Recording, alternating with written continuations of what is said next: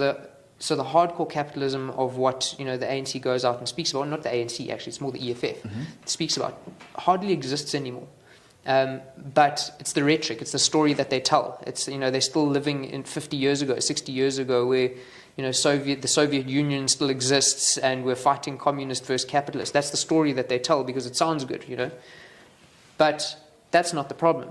You can't grow business without electricity. You can't grow business. People aren't going to invest in South Africa when their primary concerns are the SDGs, the United Nations Development Goals, whereas our primary concern is BEE certification, and the two they're not interchangeable, interlinked, and there's a barrier there.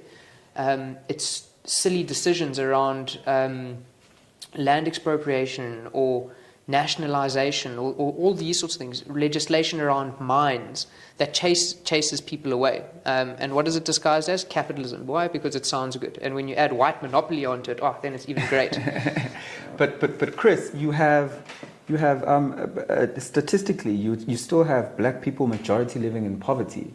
You still have only 10% of the country earning more than 7,000 Rand a month. That is absolutely absurd. Collectively in a household, 10% of the country earns more than 7,000 Rand a month, of which you have only about 78% of the JSE listed board members are still white men. Not even just white people, white men. So surely, Chris, if you are saying let's scrap employment equity, triple BEE, you need to give me a solution that is better. And what is that solution from the DA? Because the triple BEE may be not working in implementation. Maybe that's what we need to address. But on paper, it actually speaks not just to black people. It speaks to black women who are even further disadvantaged. It speaks to the disabled. It speaks to children being empowered. So the definition is actually quite broader than just tenderpreneurs who go to Cubana and chow Moets and Gucci's. These things, eh?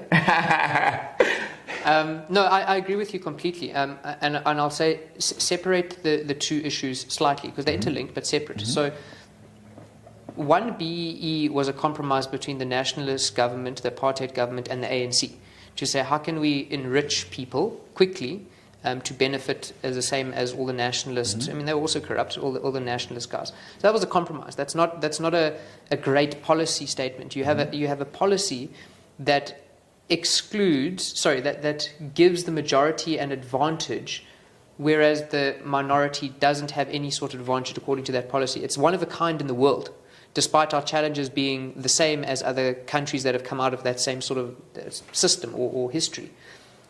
The DA has a solution, and we're the only political party that has an alternative policy to BEE, and that is our social justice policy. And what that says is that our interventions need to be needs-based. And inevitably, by it being needs-based, you're going to address 95% of the people who are most in need are black South Africans or women or disabled as, the different categories. And that's by virtue of statistics. So how do you define these needs? So our policy is based on those SDGs to say that there are multiple layers of what you can call development or interventions or transformation. It's not just about the business owner. It's about the quality of the education. It's about, whether or not you have water. Do you have public transport? All of these things are inequality. All of these things add to poverty. So poverty, inequality, and employment is not just a sort of a single type of problem. It's not just about black people not having jobs. It's about, does the education that someone gets allow them to get a job? I hear you. Can someone... what is the latest statistic? Was it 40% of household income is spent on transport? Yeah. So that's discrimination. That's inequality. But we don't address that issue. Why? Because it's not sexy. It doesn't talk to a vote-winning strategy. Exactly. Yeah. But that's what the DA says. It says, how can we reward, these 78% of white males in the JSE? When I say reward, how do we incentivize giving back as opposed to saying, by the fact that you are white, you're already the enemy. And already you're going to get a pushback. So we will never coexist if we think the solution is to just take back from them.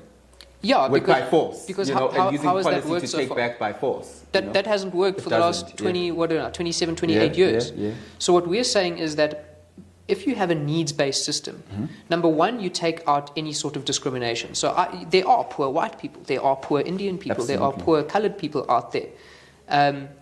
why should government have a system that discriminates against those people, not all of them, but why should we have a system that discriminates them when they are equally as poor or equally as unequal as someone who has money at the top?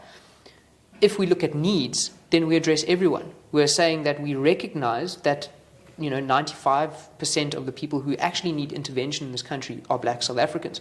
But what we're also doing is we're not resorting to an arbitrary measure of race-based policies, because that's what it is. So we fought against apartheid to get rid of race-based policies, only to implement a different one that has failed and benefited a few elite. I hear you. And then what do? We blame white monopoly capital, when white monopoly capital is the employer, it is the one doing corporate social investment. I mean, it's not clean and it's not perfect. I mean, there's lots of things that we need to fix there.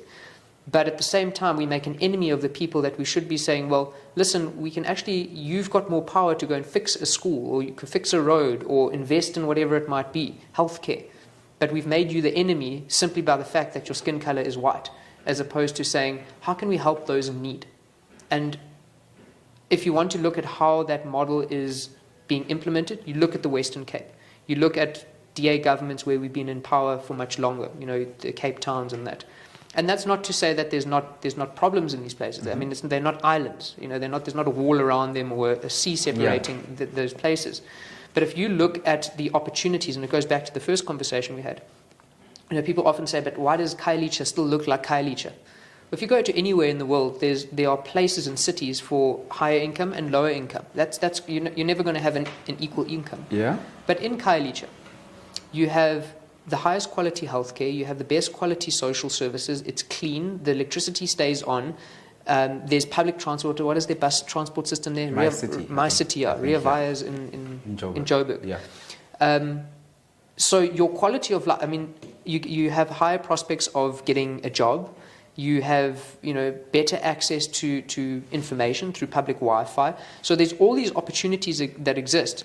So there will always be a migratory. There will always be people coming in who are lower income, and people who are lower income who grow in the ladder and move from Khayelitsha to a different place. And that's how it happens. I started off at a minimum wage, not a minimum wage salary. We had a very low salary when I started working, and I stayed with 3 other people in a house, and we shared the rent. And then you get a better job, and you move out of those areas. Yeah. And that's the same with cities. But what we can't have is places like in eThekwini, where the quality of life of people living in Umlazi, or, look at some of the huge informal settlements like Cato Manor, places like that, hardly get better.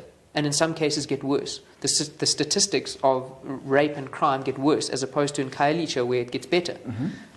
Or the access to healthcare. You don't have, when last did Prince Mshieni Hospital get upgraded?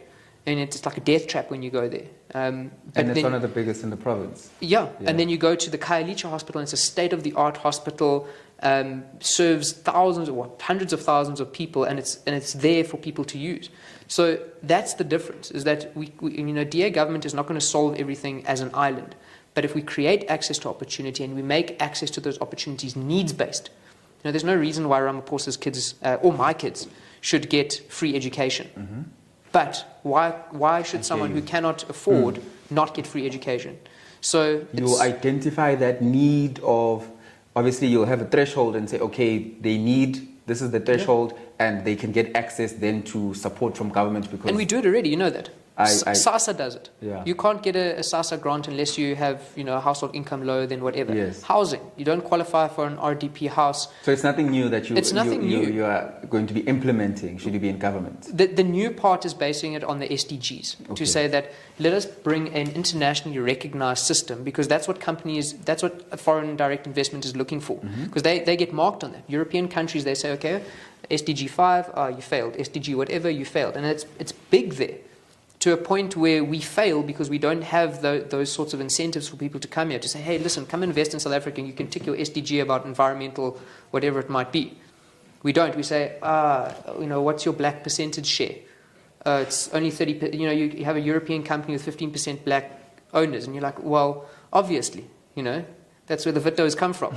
So, it's only going to be 15%, but we block you from coming to invest in South Africa because we want you to artificially change something. Instead of saying, okay, that's fine, but how are you going to realistically and materially change the lives of poor and unequal South Africans?